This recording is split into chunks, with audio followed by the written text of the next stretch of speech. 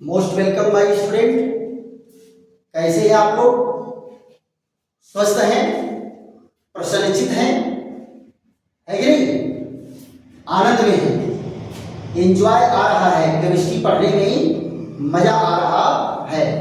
और हम लोगों को बेटा कैसे ही केमिस्ट्री को मजा ले लेकर के पढ़ना है, बहुत बोर होकर के नहीं पढ़ना है ना? आपको पहले कहा था कि केमिस्ट्री को बहुत बड़ा हवा बना करके ये बहुत ही डेंजरस सब्जेक्ट है जी, इसके नजदीक तो जाने नहीं, ऐसा कभी नहीं सोचना है। सबसे लविंग विषय केमिस्ट्री है।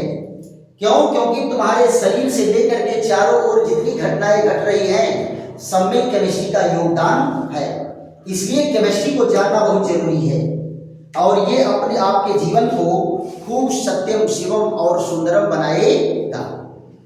कोई ऐसा विषय नहीं है बेटा, क्षेत्र नहीं है जहां रसायन विज्ञान अपना प्रभाव न छोड़े हुए हो। तो आज हम लोगों का फिर एक बेहतरीन टॉपिक है जिस पर हम लोग चर्चा करेंगे। आपको व्हाइट बोर्ड पर दिख रहा होगा लवणों का जल अपघटन। देखो बेटा, जल अपघटन का मतलब क्या होता है कि पानी के द्वारा टूटना, पानी की सहायता से टूटना जल अपघटन कहलाता है। Breaking of large molecules through water, है ना? वाटर के द्वारा, पानी के द्वारा, with the help of water, breaking of large molecule with the help of water called hydrolysis, है ना? पानी की सहायता से बड़े बड़े अणुओं का टूटना जल अपघटन कहलाता है। तो यहां हम लोग क्या पढ़ेंगे? लवणों का जल अपघटन। लवणों का जल अपघटन देखो बेटा होता क्या है, जब किसी लवण को जल में घोलते हैं तो वो अपने अवयवी अम्लों और क्षारों में टूट जाता है। किसमें टूट जाता है? कॉन्स्टिट्यूएंट एसिड एंड बेस में टूट जाता है। अब ध्यान देने वाली बात है कि कॉन्स्टिट्यूएंट एसिड और बेस क्या है? जिस अम्ल और क्षार के उदासीनीकरण से वो लवण बना है, उसी अम्ल और क्षार में टूट जाता है। यह अभिक्रिया क्या है? उदासीनीकरण अभिक्रिया की ठीक उल्टी अभिक्रिया है। क्या है? जस्ट अपोजिट है।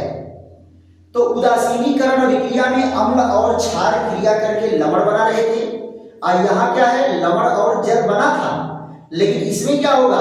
लवण और जल क्रिया करके फिर वही अम्ल और क्षार बनाएंगे।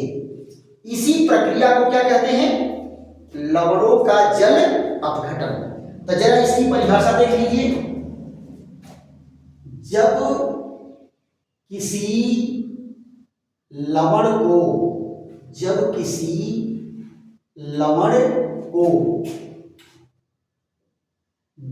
में घोला जाता है, लवण को जल में घोला जाता है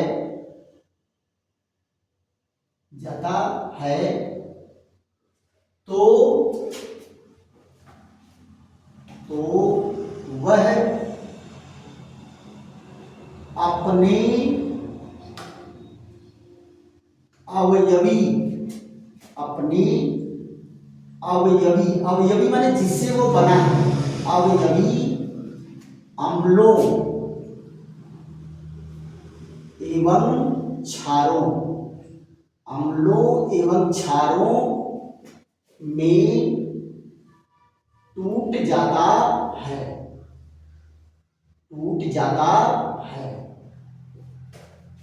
इसे ही लवणों का जल अपघटन कहते हैं। जल अपघटन कहते हैं। इसे ही लवणों का जल अपघटन कहते हैं। जरा समझो इसको। तो जब किसी लवण को जल में घोला जाता है तो वह अपने अवयवी अम्लों और क्षारों में टूट जाता है। अवयवी माने जिनसे वो बना है, उसी में टूट जाता है। इसे ही लवणों का जल अपघटन कहते हैं। जरा यहां पर देख लो तो इनके कुछ एग्जाम्पल देख लेते हैं।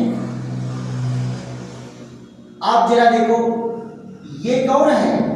CaCl2। इनको जब जल में घोला जाता है तो ये टूट जाता है CaOH के ट्वाइस में और 2HCl में। ये क्या बना बेटा? अम्ल। ये क्या बना? क्षार। और ये क्या है? लवण है ना? किसकी सहायता से टूट रहा है? पानी की सहायता से टूट रहा है ना? इसी तरह से और यहां जरा देख लो दूसरा एग्जांपल, Al2SO4 का थ्राइस। ये वाटर मॉलिक्यूल की सहायता से टूटता है।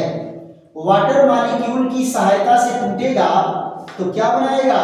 2AlOH का थ्राइस और फिर क्या बना? 3 मॉलिक्यूल H2SO4। देखो बेटा, ये भी किसमें टूटा? क्षार में। ये किसमें टूटा? अम्ल में। इसी अम्ल और क्षार से ये बना था, फिर उसी अम्ल और क्षार में टूट गया। ये क्या है? लवण है। और ये कौन है? जल है। तो जल की सहायता से लवण टूट रहा है। और किसमें टूट रहा है? अपने अवयवी अम्लों और क्षारों में। इसी टूटने की प्रक्रिया को क्या कहते हैं? जल अपघटन कहते हैं। आप जरा यहां ध्यान दो, इसके प्रकार में हम लोग पढ़ेंगे। पहला, सबसे पहले क्या है? प्रबल अम्लों एवं प्रबल क्षारों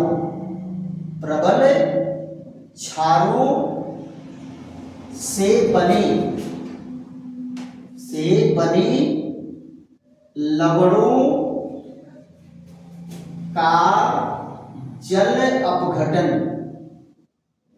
लवणों का जल अपघटन। देखो बेटा, इसमें क्या कहा कि पहली कंडीशन क्या है? उस लवण का जल अपघटन जो प्रबल अम्ल और प्रबल क्षार से बना हुआ हो। तो इनके एग्जाम्पल कौन होंगे? जरा इनके एग्जाम्पल ले लेते हैं। इनका एग्जाम्पल है NaCl, KCl, Na2SO4, K2SO4, NaNO3, KNO3 etc। ये सारे लवण क्या है बेटा? प्रबल अम्ल और प्रबल क्षार से बने लवण हैं। तो आप जरा यहां ध्यान दो, एक पहला एग्जांपल क्या ले लेते हैं? पहला एग्जांपल ले लेते हैं सोडियम क्लोराइड का।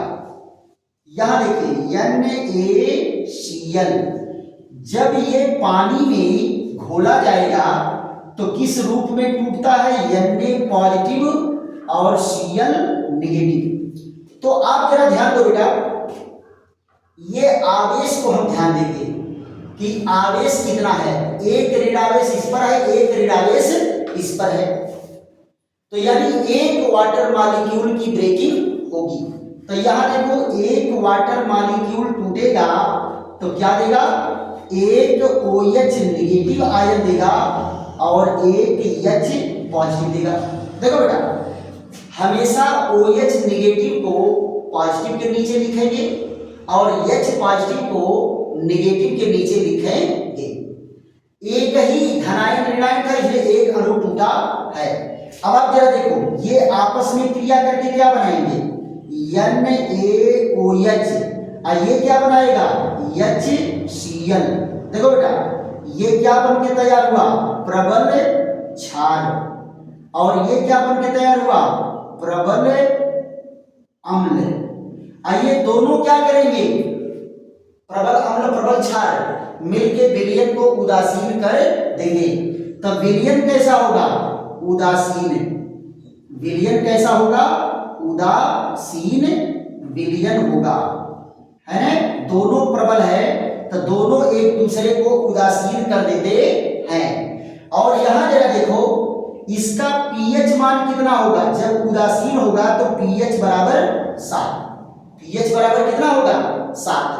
क्यों, क्योंकि उदासीन विलयन किसका होता है, पीएच 7 का होता है। दूसरा एग्जांपल ले लेते हैं, ये कौन है Na2SO4। यहां देखो ये जब आयनित होगा तो क्या बनाएगा 2Na पॉजिटिव और SO4 2 नेगेटिव। अब जरा ध्यान दो बेटा, इस पर तो एक धनावेश है लेकिन इस पर 2 ऋण आवेश है, तो ऋण आवेश ज्यादा है, वो भी कितना है 2 है, तो यानी वाटर मॉलिक्यूल कितना टूटेगा 2। तो यहां देखिए वाटर मॉलिक्यूल यहां 2 ठू ब्रेकिंग होगा और क्या बनाएगा 2OH नेगेटिव, 2OH नेगेटिव और इधर क्या बनेगा 2H पॉजिटिव। तो इसका भी OH क्या है पॉजिटिव के नीचे और इसका पॉजिटिव क्या है इसके नेगेटिव के नीचे। ये दोनों आपस में मिल करके क्या बनाएंगे 2NaOH और ये मिल करके क्या बनाएगा H2SO4। यानी H2SO4 और NaOH के उदासीनीकरण से ये बना था, अब फिर उसी में टूट गया। तो ये देखो क्या बना, ये है प्रबल अम्ल और अरे प्रबल क्षार है, ये कौन है प्रबल क्षार और ये कौन है प्रबल अम्ल है, प्रबल अम्ल है। तो विलयन कैसा होगा, विलयन उदासीन होगा, विलयन कैसा होगा उदासीन होगा, राइट। अब विलयन उदासीन होगा तो इसका भी पीएच क्या होगा, इसका भी पीएच क्या होगा 7 होगा, पीएच क्या होगा 7 होगा। तो इस तरह से प्रबल अम्ल और प्रबल क्षार से बने लवणों का जल अपघटन हो गया, राइट। इसको फट से नोट कर लीजिए। उसके बाद 3 और छोटी छोटी हेडिंग है, उस पर भी हम लोग चर्चा कर लेते हैं। ऐसे ही छोटी छोटी हेडिंग है। चलिए दूसरे नंबर पर क्या है, प्रबल अम्ल और दुर्बल क्षार से बने लवण का जल अपघटन। प्रबल अम्ल और दुर्बल क्षार से बने लवण का जल अपघटन। फिर उसके बाद क्या पढ़ेंगे, प्रबल क्षार और दुर्बल अम्ल से बने लवण का जल अपघटन, है ना। तो यहां जरा देखो ये क्या है, दूसरे नंबर पर प्रबल अम्ल एवं दुर्बल क्षार, दुर्बल क्षार से बने लवण का जल अपघटन, जल अपघटन। यहां देखिए प्रबल अम्ल एवं दुर्बल क्षार से बने लवण का जल अपघटन। तो यहां जरा देखो बेटा, इनके एग्जाम्पल कौन है, ये है अमोनियम क्लोराइड, ये कौन है अमोनियम सल्फेट, ये कौन है CaCl2, AlCl3, Al2SO4 का थ्राइस, यहाँ FeSO4 और CaSO4, CaCO3, ये है बेटा, ये तो ये नहीं रहेगा, CaNO3 का ट्वाइस कर दो ये। तो ये सब क्या है, दुर्बल क्षार और प्रबल अम्ल से बने लवण हैं। जरा इनके जल अपघटन को देख लीजिए। पहला कौन है NH4Cl, तो यहां पर क्या होगा, ये आयनित होगा तो क्या बनाएगा NH4 पॉजिटिव और Cl नेगेटिव। देखो बेटा दोनों पर एक धनावेश एक ऋणावेश है, यानी यहां भी पानी कितना टूटेगा, एक अणु। एक अणु पानी टूटेगा तो क्या बनाएगा, एक OH निगेटिव और एक H पॉजिटिव। तो ये क्या हो जाएगा, NH4OH और ये क्या हो जाएगा, HCl। ये देखो ये क्या बना आपका, दुर्बल क्षार। और ये क्या है, प्रबल अम्ल। दुर्बल क्षार और प्रबल अम्ल। तो बेटा विलयन का नेचर कैसा होगा, जो प्रबल होगा, भाई जो बलशाली होगा उसी का तो बोलबाला रहेगा। तो बलशाली कौन है, अम्ल है। तो विलयन कैसा होगा, अम्लीय। विलयन कैसा होता है, अम्लीय होता है। विलयन अम्लीय होता है। यहां देखो इसका पीएच क्या होगा, पीएच होगा क्या, कम होगा, किससे, 7 से। पीएच 7 से कम होगा। ऐसे ही यहां पर जरा देखो दूसरा एग्जांपल ले लेते हैं। दूसरा एग्जांपल कौन है, ये है आपका NH4 का ट्वाइस SO4। तो क्या बनेगा बेटा, NH4 पॉजिटिव और SO4 2 निगेटिव। तो देखो यहाँ एक पॉजिटिव है, 2 निगेटिव है, तो निगेटिव वाला ज्यादा है, तो 2 है, तो 2 अणु पानी टूटेगा। तो यहाँ देखिए 2H2O, तो क्या बनाया, 2OH निगेटिव, ये भी 2 बना है। और यहाँ क्या बनेगा, 2H पॉजिटिव।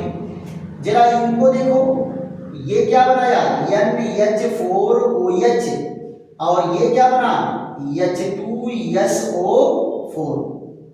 H2SO4 ये क्या है बेटा, ये है दुर्बल अम्ल, अरे दुर्बल क्षार। ये क्या है, दुर्बल क्षार। और ये क्या है, प्रबल अम्ल। प्रबल अम्ल। तो विलयन कैसा होगा, विलयन होगा अम्लीय। विलयन कैसा होगा, अम्लीय, राइट। और इसका पीएच क्या होगा, इसका भी पीएच होगा, कम होगा, किससे, 7 से। 7 से कम पीएच रहेगा तभी तो विलयन अम्लीय होगा। ये तो इसको भी आप लोग नोट कर लीजिए कि क्या है, प्रबल अम्ल और दुर्बल क्षार से बने लवणों के जल अपघटन में क्या बनेगा, दुर्बल क्षार प्रबल अम्ल, जिसके कारण विलयन क्या होगा, अम्लीय हो जाता है, राइट। तो इसका स्क्रीनशॉट ले लीजिए और उसके बाद तीसरे पॉइंट पर चलते हैं। अब की बार क्या होगा, ये दुर्बल हो जाएगा और ये प्रबल हो जाएगा, है ना। तो देखते हैं एक एक पॉइंट करके।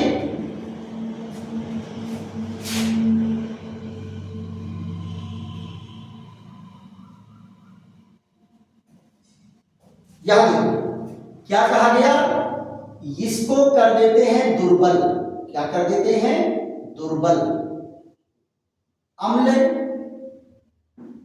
और यहां क्या हो जाएगा, प्रबल क्षार। दुर्बल अम्ल और प्रबल क्षार से बने लवणों का जल अपघटन। यहां देखो दुर्बल क्षार है और प्रबल अम्ल है, तो यहां देखिए ये जो है प्रबल क्षार और दुर्बल अम्ल। तो दुर्बल अम्ल यहां देखो CH3COO Na। यहां देखिए ये आपका CH3 और COOK। यहां देखो K2CO3 और Na2CO3 Na3PO4 और K3PO4। यहां देखो Na2CO3 और K2CO3 etc। ये क्या लवण है, ये दुर्बल अम्ल और प्रबल क्षार के लवण है। तो ये बेटा आपको याद करना पड़ेगा। एक वीडियो आप लोगों के लिए मैं अलग से बनाऊंगा जिसमें छोटा सा टॉपिक होगा विद्युत अपघट्य। तो इसमें आपको पता चल जाएगा कौन प्रबल अम्ल है, कौन प्रबल क्षार है, कौन दुर्बल अम्ल है, कौन दुर्बल क्षार है, ये आपको मैं दे दूंगा और उसको आप याद कर डालिएगा। और याद कर डालेंगे बड़े आराम से आपके समझ में आ जाएगा कि कौन प्रबल है, कौन दुर्बल है। और ये चीजें जो है बेसिक चीज है, आपको याद भी रहना चाहिए। यहां जरा देखो, पहला कौन सा है, CH3COONA। ये आयनित होगा तो क्या देगा, CH3COO1 नेगेटिव और Na1 पॉजिटिव। यहां देखो H2O, एक धन एक ऋण है, एक ही पानी टूटेगा, तो पॉजिटिव कहां लिखा जाएगा, नेगेटिव के नीचे, और नेगेटिव आयन कहां लिखा जाएगा, पॉजिटिव के नीचे। तो यहां देखो क्या बन गया, CH3COOH, और यहां देखिए NaOH। ये क्या है, ये आपका दुर्बल अम्ल है। कैसा है, दुर्बल अम्ल। अब की बार अम्ल दुर्बल हो गया। और ये कौन है, प्रबल क्षार। तो विलयन कैसा होगा, प्रबल कौन है, क्षार है, तो विलयन कैसा होगा, क्षारीय। विलयन कैसा होगा, क्षारीय, राइट। तो इसका पीएच क्या होता है बेटा, पीएच होगा मोर देन 7 से ज्यादा इसका पीएच होता है। वहीं आप जरा दूसरा देख लो, दूसरे में कौन है, Na3PO4। ये आयनित होगा तो क्या देगा, 3Na पॉजिटिव और PO4 3 नेगेटिव। तो यहां देखो क्या है, 3 नेगेटिव है और यहां 1 पॉजिटिव है, तो क्या होगा, 3 अणु पानी टूटेगा। तो यहां देखिए 3 मॉलिक्यूल जब वाटर डिस्ट्रॉय करेंगे, तोड़ेंगे, तो 3 ठो बनेगा OH नेगेटिव और 3 बनेगा H पॉजिटिव। यहां देखो ये क्या बनाया, 3NaOH और ये क्या बना, H3PO4। ये क्या है, प्रबल क्षार। क्या है, प्रबल क्षार। और ये क्या है, दुर्बल अम्ल। अब जरा बताओ, अम्ल दुर्बल है, क्षार प्रबल है, तब विलयन कैसा होगा, क्षारीय। जो प्रबल होगा उसी के अनुसार विलयन का नेचर होता है, विलयन का नेचर होता है। तो इसका भी पीएच क्या होगा, मोर देन 7 से ज्यादा इसका पीएच होता है। इसी तरह से बेटा सारे साइट का आप जल अपघटन करा सकते हैं। 1-2 एग्जाम्पल मैं दे रहा हूं, तो बाकी घर पर बैठ करके सारे जो लवण दिए गए हैं सबका जल अपघटन करा के देख लीजिए, है ना। इसके बाद जो है इसको आप लोग इसके साथ ले लीजिए या नोट कर लीजिए, और फिर उसके बाद लास्ट पॉइंट पर चलते हैं। अब की बार क्या होगा, दोनों दुर्बल हो जाएगा, दोनों दुर्बल हो जाएगा। तो आप तो कहेंगे बेटा कि दोनों दुर्बल हो गया, तब वही पहली कंडीशन आ जाएगी कि विलयन उदासीन होगा। नहीं बेटा, विलयन उदासीन नहीं होगा। दुर्बल अम्ल और क्षार अगर है तो सबके वियोजन की मात्रा बराबर नहीं होती, सबके वियोजन की मात्रा क्या होती है, अलग अलग होती है। तो जिसके वियोजन की मात्रा ज्यादा होगी, विलयन का नेचर उसी के अनुसार होता है। तो अब की बार क्या कर देंगे, दोनों दुर्बल कर देंगे। यानी दुर्बल अम्ल है तो दुर्बल क्षार भी कर देते हैं, दुर्बल क्षार। ये नंबर क्या हो जाएगा, 4। अब आप जरा देखो इनके एग्जाम्पल कौन है, CH3COONH4। यहां देखो NH4 का ट्वाइस CO3, और यहां देखिए NH4 का ट्वाइस C2O4। ये देखिए आपका CaCO3 और B, ये देखो PbCO3, CO3 का थ्राइस, और यहां देख लीजिए Al2 और यहां क्या होगा C2O4 का थ्राइस ETC। ये सारे के सारे लवण क्या हैं, इसमें दोनों दुर्बल है, अम्ल भी दुर्बल है और क्षार भी दुर्बल है। तो जरा इनका जल अपघटन करा के देख लेते हैं। यहां देखो पहले नंबर पर CH3COONH4 पॉजिटिव, ये क्या बनेगा CH3COO निगेटिव और NH4 पॉजिटिव। देखो बेटा दोनों पर एक पॉजिटिव एक निगेटिव है, तो जल के अणु कितने टूटेंगे, एक। यहां देखो ये आ गया OH इधर और H पॉजिटिव इधर, ये दोनों मिल करके क्या बनाएंगे CH3COOH और यहां देखिए NH4OH। अब की बार दोनों दुर्बल बना, ये है दुर्बल अम्ल और ये कौन है दुर्बल क्षार, दुर्बल क्षार। तो जरा बताओ विलयन का नेचर कैसा होगा। तो इसमें क्या होता है बेटा CH3COOH की वियोजन मात्रा ज्यादा होती है किससे, अमोनियम हाइड्रोक्साइड से। तो वियोजन मात्रा अम्ल का ज्यादा है, वियोजन मात्रा अम्ल का ज्यादा है, तो विलयन कैसा होगा, अम्लीय होगा, विलयन अम्लीय होगा।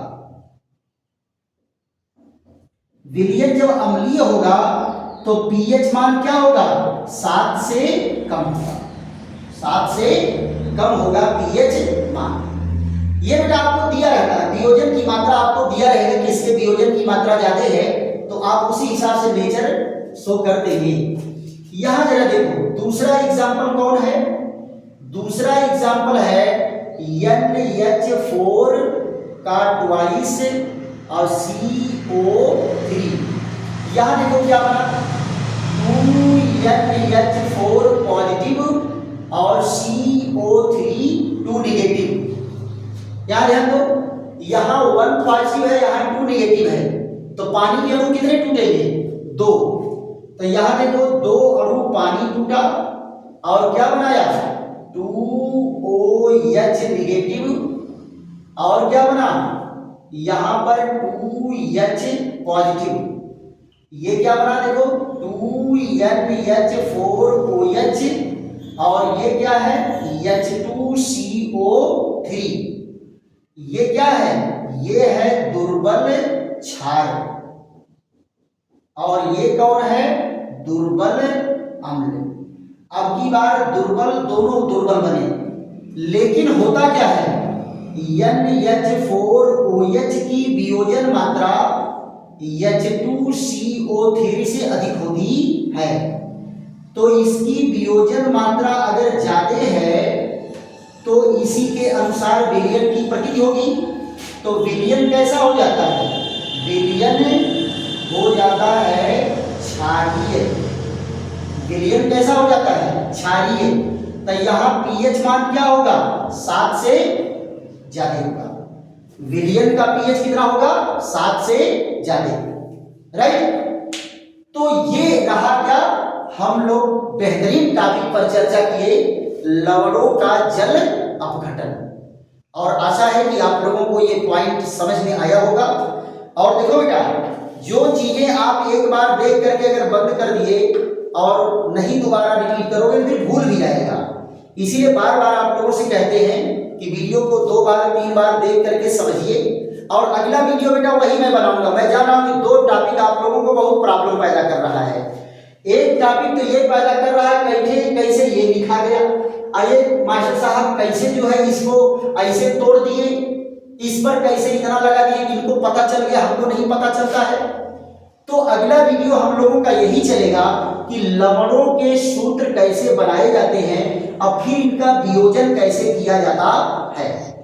दोनों आपको एक बार इनको जोड़ करके ये बनाएंगे और एक बार इनको तोड़ करके ये दिखा देंगे और 10-5 एग्जाम्पल आपको दे देंगे तो बेहतरीन ढंग से आपको समझ में आ जाएगा।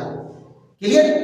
और दूसरा प्रॉब्लम आपको कर रहा होगा कि कैसे इनको पता चल जाए कौन प्रबल अम्ल है, कौन दुर्बल अम्ल है, कौन प्रबल क्षार है, कौन दुर्बल क्षार है। तो इसको भी क्लासिफाइड करके आपको मैं समझा दूंगा। तो दोनों वीडियो आपको लगातार आपके सामने जाएंगे, घबराने की जरूरत नहीं है। हाँ, एक एक पॉइंट जरा जरा आपको समझाएंगे, बशर्ते क्या है कि आप लोगों को ज्यादा से ज्यादा वीडियो देख करके नोट बनाना है और दोस्तों मित्रों को भी बताना है कि भैया देखो बहुत बेहतरीन वीडियो चल रहा है और वहां चल करके पढ़ने की जरूरत है। खूब लाइक करो, खूब शेयर करो, खूब सब्सक्राइब करो और खूब कमेंट करो, है ना। बशर्ते केवल एक कमेंट भैया गाली वाली मत देना, है कि नहीं। हाँ, जो भी रहेगा एडवाइस करना, अच्छी सलाह देना वो चलेगा, क्योंकि गाली किसी को दोगे तो बुरा लगता है ना, लेकिन गाली मत दीजिएगा। चलो, थैंक यू।